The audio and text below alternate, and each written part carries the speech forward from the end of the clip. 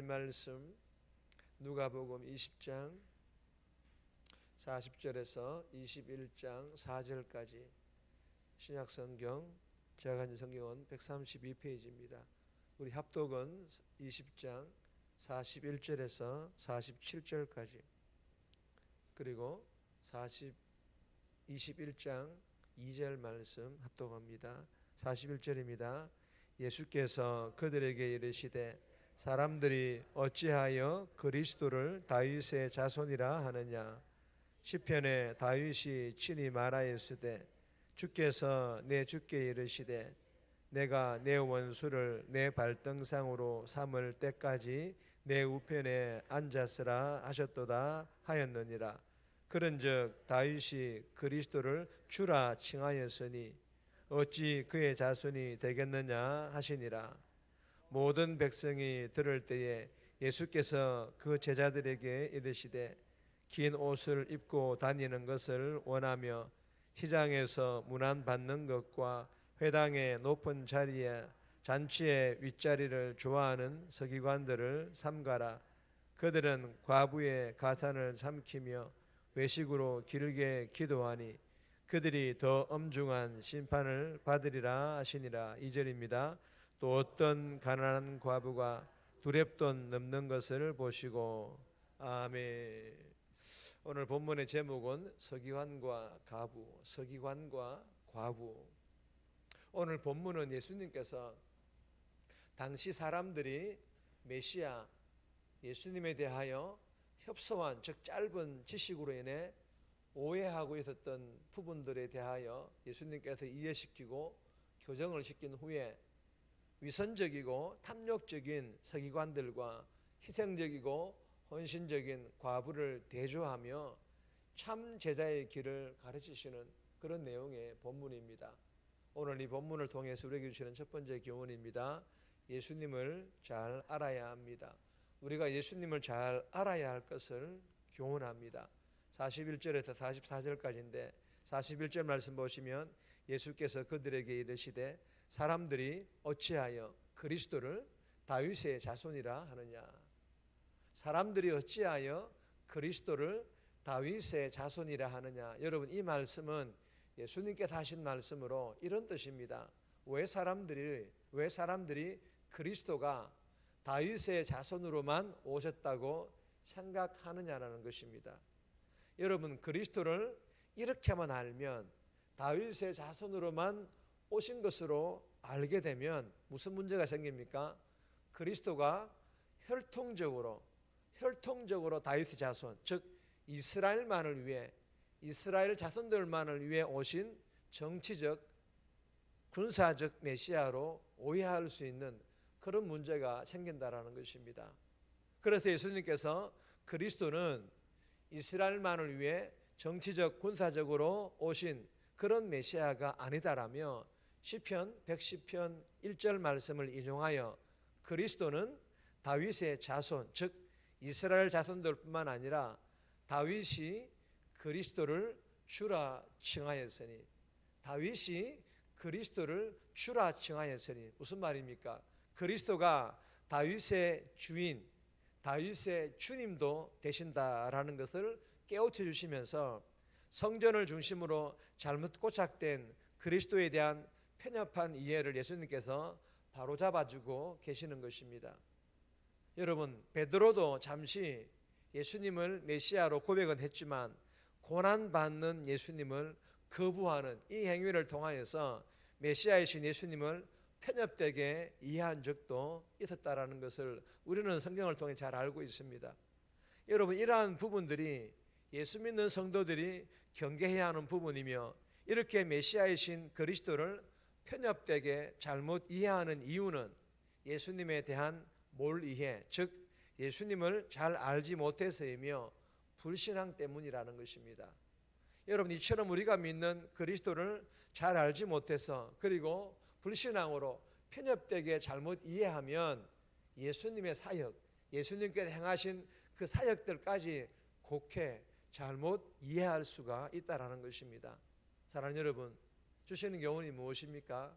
그리스도가 다윗의 자손으로 오셨지만 다윗의 자손만으로 오신 것이 아니라 다윗의 주인, 다윗의 주님으로도 오셨듯이 그리스도, 즉 예수님을 잘 알지 못해서 편협적으로 알아 성경이 정언하는 예수님이 아니라 내가 원하고 내가 필요한 예수를 만들어서 그 예수를 신봉하는 것도 또 다른 우상숭배임을 알고 날마다 우리가 성경을 읽고 깊이 있게 묵상하고 또 예배와 기도의 자리에 나와 하나님 말씀을 잘 들음으로 예수님을 잘 알고 예수님의 사역을 잘 이해하며 그 예수님을 닮아가고 그 예수님을 따라가며 그 예수님의 말씀대로 순종하는 그런 삶을 저와 여러분들이 살아갈 수 있기를 주님의 이름으로 축복합니다.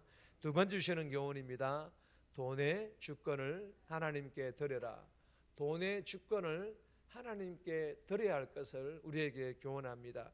21장 1절에서 4절까지인데 본문은 따로 읽지 않겠습니다. 여러분 이 본문은 잘 아는 것처럼 과부의 헌금 이야기입니다. 주목받기 원했던 이 서기관들이 드린 그 헌금들은요 큰 헌금이었습니다. 많은 헌금이었다라는 것입니다.